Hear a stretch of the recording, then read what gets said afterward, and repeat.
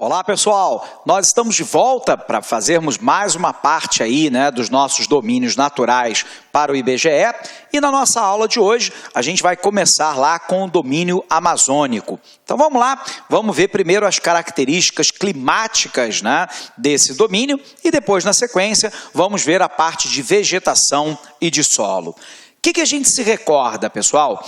Que a área da Amazônia é uma área que extrapola o território brasileiro. Na verdade, esse bioma está presente em mais de 7 países da região da América do Sul. No entanto, o Brasil tem 67% desse bioma dentro do seu território. Quais são as características, então, do clima dessa região do domínio amazônico? Primeiro, você precisa se lembrar que nessa área nós estamos em área de baixíssima latitude. Lembrando que latitude é a medida em graus a partir da linha do Equador.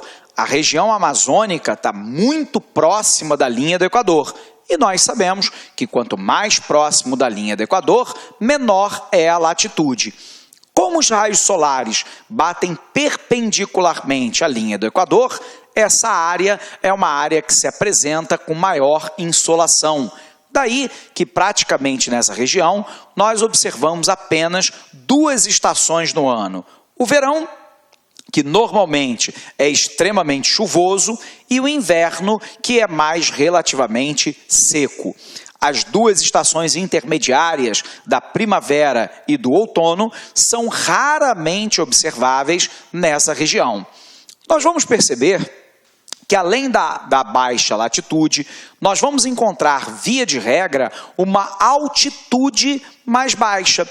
Nós vamos perceber que a área de relevo da região do domínio amazônico é basicamente de planícies, lembrando que planície é uma região mais ou menos plana, normalmente abaixo de 300 metros de altitude, onde predomina o acúmulo de sedimentos orgânicos e inorgânicos, e também de terras baixas.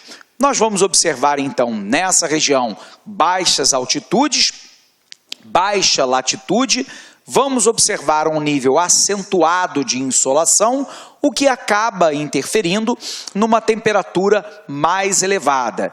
Esse clima, então, se encontra com elevadas médias térmicas, temperatura muito alta praticamente o ano inteiro, uma baixa amplitude térmica anual, que é a diferença entre a maior e a menor temperatura média observada no ano.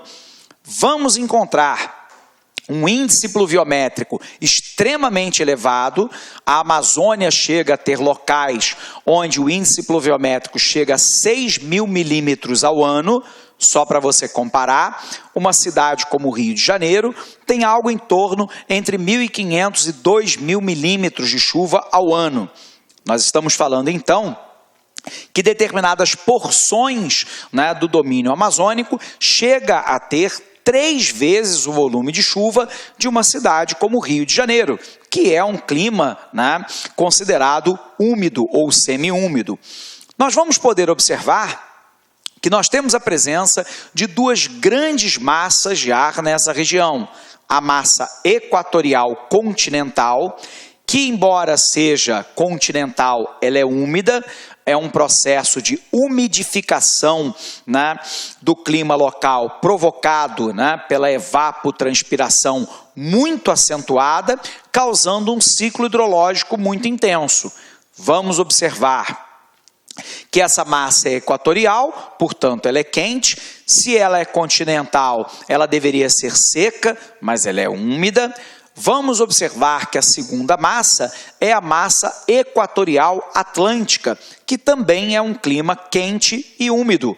Resultado, o clima dessa região é essencialmente quente e úmido. Porém, no período do inverno, nós temos uma retração, sobretudo da massa equatorial continental, e um avanço da massa polar atlântica. Vimos isso em aula passada, quando essa massa polar atlântica penetra, sobretudo pela área do Planalto, perdão, da planície do Pantanal, nós vamos ter ela chegando até a Amazônia, provocando uma queda brusca de temperatura que os locais chamam de friagem. E, portanto, é um curto período de tempo onde nós temos um clima mais ameno.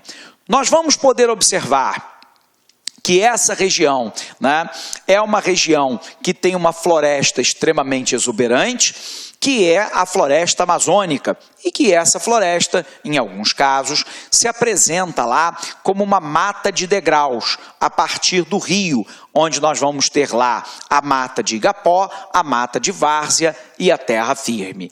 Para a gente, no entanto, avançar aí passo a passo com você, vamos ver as características desse domínio, ok? Então vamos botar lá no quadro. Então, pessoal, nós queremos analisar agora o domínio amazônico. E primeiro, nós queremos entender as características do clima dessa região. Então, eu tenho lá um clima equatorial, portanto, com presença de baixa latitude.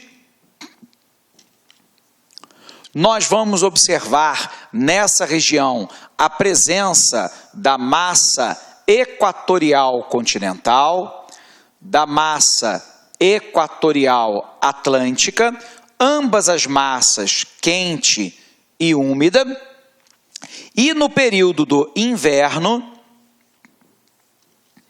a presença da massa polar atlântica, que é lá uma massa fria e úmida.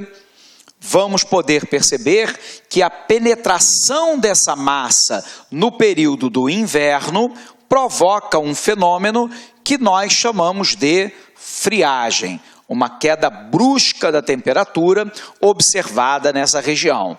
Vamos observar uma pouca amplitude térmica anual. Nós já aprendemos que a amplitude térmica anual é a diferença entre a maior e a menor temperatura observada numa dada região. Então, nós vamos observar que, dada essa pouca amplitude, nós só conhecemos em larga escala duas estações do ano, O período do verão, onde o índice pluviométrico é maior, e o período do inverno, que o índice pluviométrico é menor. Então, nós temos um clima equatorial, quente e úmido. No período do inverno, uma queda brusca de temperatura provocada pela presença da MPA, causando a friagem. Uma pouca amplitude térmica anual, que é a diferença entre a maior e a menor temperatura. Além disso, verificamos o que, pessoal? Um elevado índice pluviométrico. E esse elevado índice pluviométrico provocado por um ciclo hidrológico intenso. Então, nós temos um elevado índice pluviométrico, por sua vez, provocada por um ciclo hidrológico intenso. Lembrando para você que esse ciclo hidrológico é aquele ciclo da água, que nós estudamos lá atrás. Você tem a água que passa por um processo intenso de evapotranspiração, provocada por uma temperatura muito elevada. Aliás, uma outra característica, são as elevadas médias térmicas, que citamos há pouco. A evapotranspiração aumenta a umidade relativa do ar, que é a quantidade de água presente na atmosfera. Essa água, quando carregada, forma as nuvens, que precipita na forma de chuva, provocando o acúmulo de água. Então, nós temos aí um elevado índice pluviométrico, que em determinadas regiões pode chegar a 6.000 milímetros ao ano. e, portanto, aqui é uma milimetragem, né, extremamente alta, com um ciclo hidrológico extremamente intenso. Isso acaba por determinar as características de vegetação dessa região. E, portanto, nós temos uma vegetação formada basicamente por uma floresta equatorial úmida. Embora, dentro do domínio amazônico, nós também venhamos a encontrar pequenas porções do território onde nós vamos observar a presença de cerrado e até de campos limpos, mas o domínio é basicamente da floresta equatorial úmida. Precisamos então entender as características dessa floresta equatorial úmida, fortemente influenciada pela dinâmica do clima. Então vamos lá, apagando aqui. Vamos verificar lá as características dessa floresta tropical úmida. Perdão, dessa floresta equatorial úmida. A floresta equatorial úmida, ela é marcada, né, fundamentalmente por árvores.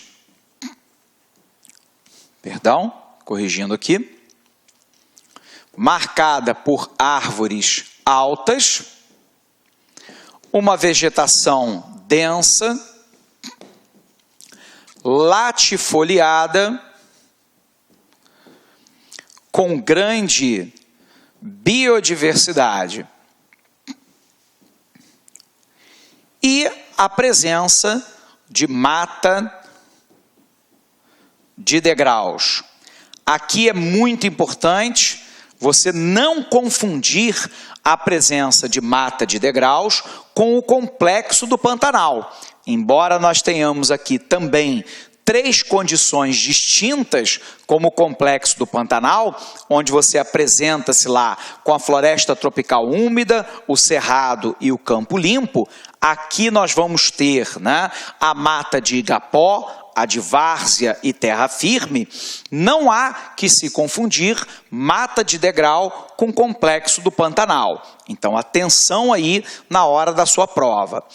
Nós sabemos que a floresta equatorial úmida se apresenta com árvores altas.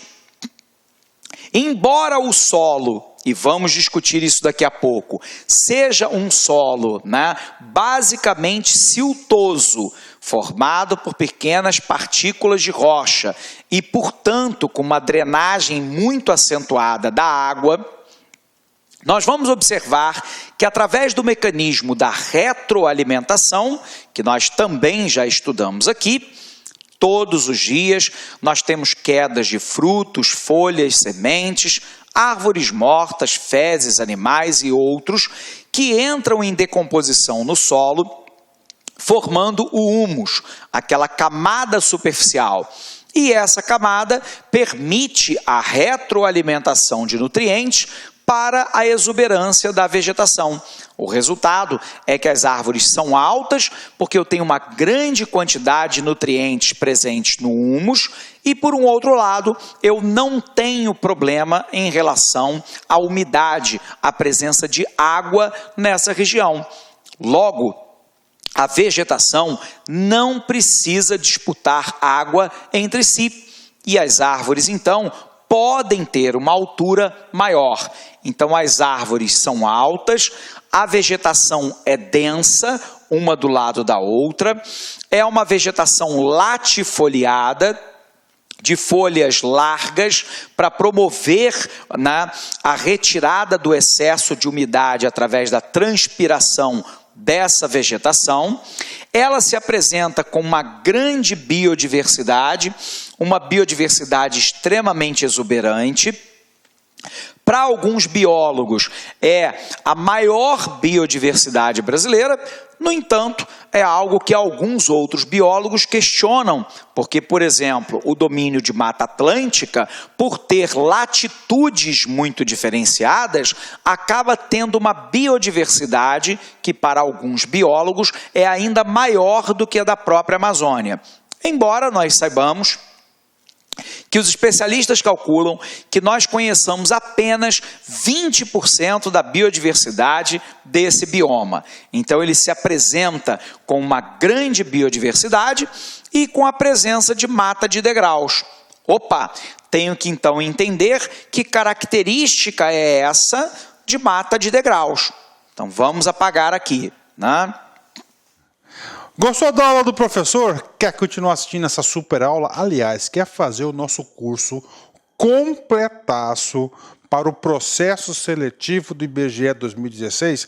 Então, meus amigos, minhas amigas, acesse aí o lacconcurso.com.br, nosso curso, atenção, completaço, processo seletivo do IBGE 2016, por apenas aí R$100, valor promocional, 90 dias de acesso. Tenho certeza que dá tempo de você assistir 2 vezes o curso completo. Se você assistir o curso completaço 2 vezes, papo sério com vocês, lá no dia da prova, no dia 4 de setembro, você estará muito competitivo. Tá certo, meus amigos? Já ia esquecendo, você quer baixar o material dessa videoaula? Então clica aqui embaixo e pode baixar esse material cortesia do LAC Concursos. Espero você, um forte abraço. Tchau, tchau. Clique lá.